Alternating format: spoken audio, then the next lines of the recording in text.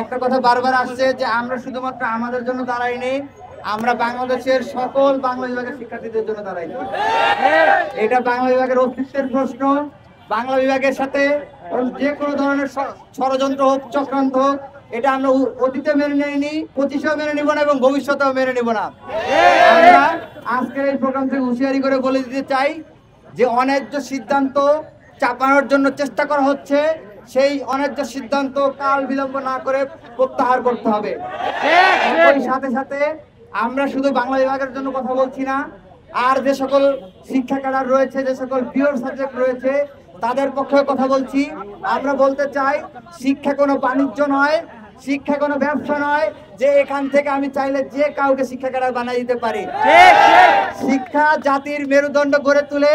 সুতরাং আমরা অবশ্যই তো যখন দূরপাল্লায় যাত্রা করি, দূরে কোথাও যাই, আমরা তো অদক্ষ ড্রাইভারের হাতে বাসের ড্রাইভিং ছেড়ে দেয় না।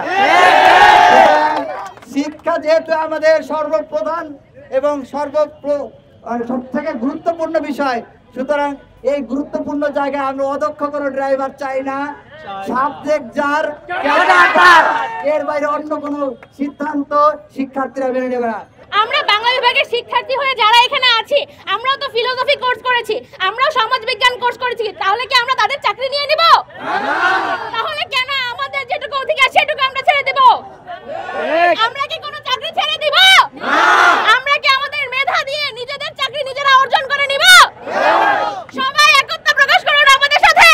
আমাদের এই আন্দোলন শুধু ঢাকা বিশ্ববিদ্যালয় কেন্দ্রিক না, শুধু ঢাকা বিশ্ববিদ্যালয় বাংলা বিভাগ কেন্দ্রিক না, এবং এই পিএসসির যে সংস্কার প্রহসন, এই প্রহসনের বিরুদ্ধে আমরা দরকার লাগলে আজকে এখান থেকে অগ্নিস্ফুলিঙ্গ হয়ে সারা দেশে দাবানল হয়ে চলবে।